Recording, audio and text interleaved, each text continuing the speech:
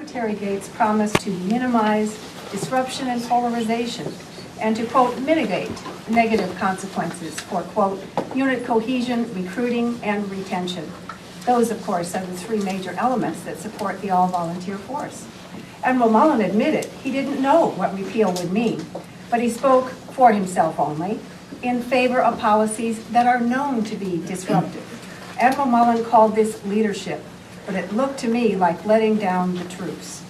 Yesterday, McClatchy newspapers reported that in Amman, Jordan, Admiral Mullen solicited comments from about 24 troops, and not surprisingly, none of them offered an opinion. Just imagine if you are a junior officer and you're talking to the chairman of the Joint Chiefs of Staff, are you going to offer an opinion different than his? Of course not. What surprised me about that was that Admiral Mullen would try to solicit comments from active duty military people and put them at a disadvantage in the presence of the press. I don't think active duty people should be used as props to promote this cause, but that's the way that seemed to appear. Activists and allies in the media keep suggesting that repeal of current law will not cause any problems or any complications in military life. The charts behind me highlight just how ridiculous that statement is.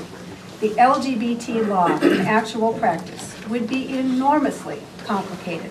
The problems would be huge, and they would be loaded on the backs of countless mid-level officers and NCOs.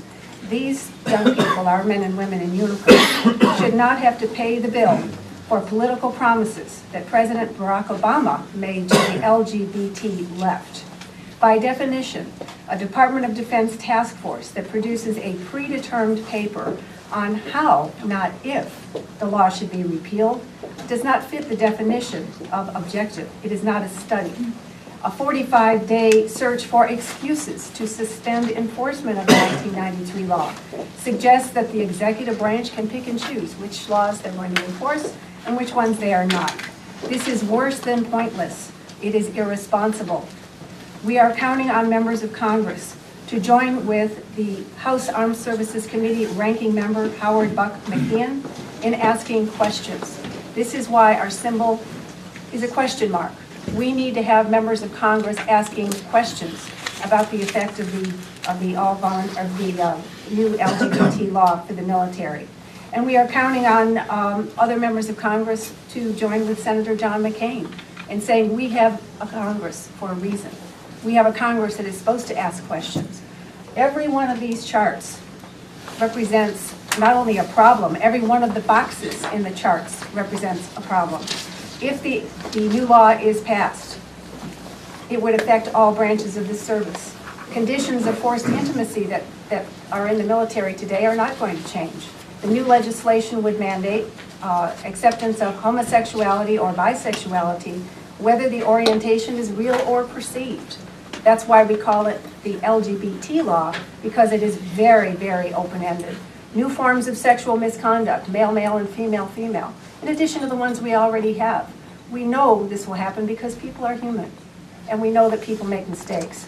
We try to encourage discipline rather than indiscipline. The civil rights status for sexual minorities brings in the issue of zero tolerance of dissent, and the fact that anyone who disagrees would have to be denied promotions and essentially forced out of the military. The burdens of social engineering, military life made more difficult and more dangerous. There are two branches here. What happens to subordinates? What happens to commanders? This is a hugely complicated chart right here. And it's only a chart. Just imagine how it would work in real life.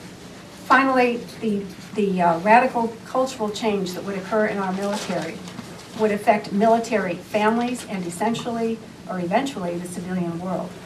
All of these issues, every one of the boxes indicated on these flowcharts is a major, major issue for the Pentagon. They cannot answer many of the questions that these charts raise, but we invite them to do so, and more importantly, we invite members of Congress to seek and get the answers before they do anything. On issue after issue, the most fundamental question that the proposed LGBT law or involving that proposed legislation should be this: how does this improve military readiness? This is the message we are highlighting today. How does this improve military readiness? If the proposed changes do not benefit the all-volunteer force, the only military we have, this legislation should not be passed.